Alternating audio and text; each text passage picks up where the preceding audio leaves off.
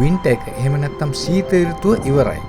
වසන්තය ළඟ ළඟම එනවා කියලා සුබ පණිවිඩය අරන් ආවේ තැන් තැන් වල පඳුරු වලින් එළියට ඇදුණු මෙන්න මේ වගේ පුංචි පුංචි මල්. වින්ටර් එකේ මේ සීතල ගර්ම කලාපීය රටවල් වලින් ආපු අපි වගේ අයට කොහොමත් වරතු දෙන්නේ නැහැ. අපි විතරක් නෙමෙයි සුද්ධ වුණත් ඇඳුම් දෙක තුනක් ඇඳලා ඊට උඩින් ශීත කබායකුත් දාගෙන තමයි වින්ටර් එකේ එළියට බැස්සේ. කැලෙන්ඩරය ඇතුලේ සුද්දට තියෙන ලොකුම උත්සව දෙකම වැටෙන්නේ ශීත ඍතුවට. මේ පාරත් සුද්දෝ ඒ උත්සව දෙක සමරන්න ධාරානිපාත හීතලේ වුණත් එළියට බහලා හිටියා. අලුත් වරුන්ද පටන් ගන්න විදිය කොහොමද?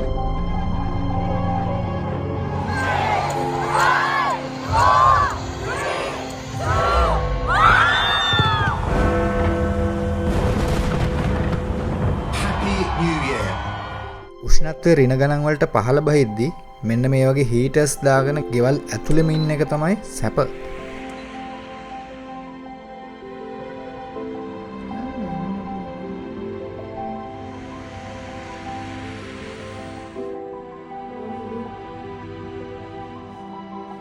හිම වැටෙන එක ලයිව් දකින්න මුල්ම පාර.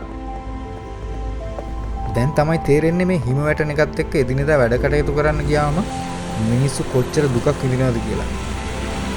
සීතලට උණ ගැනෙනවා, තොල් පුපුරනවා, වාහනවල අයිස් බැඳෙනවා, ගමනේ අඩාල වෙනවා, පාරවල් ලිස්සනවා.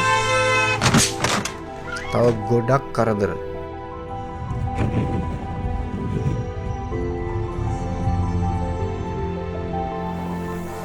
පුංචි කාලේ හිම කිරම එහෙම නැත්නම් අයිස්ක්‍රීම් කනකොට අපිට හිම වැටුණා නම් කන්න තිබුණා කියලා හිතපු එක මතක් කරගෙන පොඩි ගොන් ආතල්ලයක් ගත්තා. තව එකක් පිටරට ආපු අය හිම වැටෙන කාලේ හිමේ නටලා දාන පින්තූර තියනව නේද? එහෙම hina වෙලා ඉන්න පුළුවන් ෆොටෝ එක ගන්නකම් විතරයි. නැත්තම් පට්ට සීතලට ඇඬෙනවා. හිම මිදෙනා නගරේ රුව පැව ඒරුබරි එනකින් මේ අවුරුද්දේ මාර්තු මාසෙ මැද වෙද්දි උෂ්ණත්වය වැඩි වෙලා වසන්ත ඍතුව පටන් ගත්තා. මෙච්චර කාලයක් මේ සීතල දරාගෙන කොළ හලාගෙන හිටපු ගස් කොළන් හිමින් සැරේ හැරෙන්න පටන් අරන්.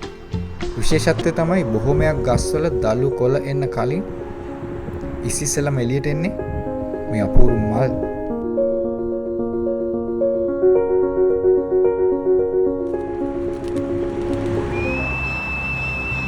වින්ටර් සීතලත් එක්ක ගේ අස්සටම වෙලා හිටිය ඇති කියලා හිතෙනවා. මොනවා හරි වීඩියෝ කැල් ටිකක් කරන්න පටන් ගන්නවා.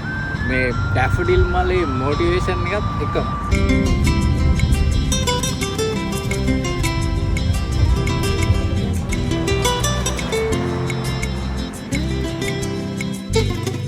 හිතම ආසුරාගෙන ගියේ ඇයිද ඩැෆඩිල් මලේ හිමවාගේ සුන්දර හට යන් රඳවා හදේ මුමුණා කියන්නේ නල තැනින් කඳුමානයේ ඔබ තාම මාගෙමයි වසත් කල යවුනියේ ඔබ තාම මාගෙමයි වසත් කල යවුනියේ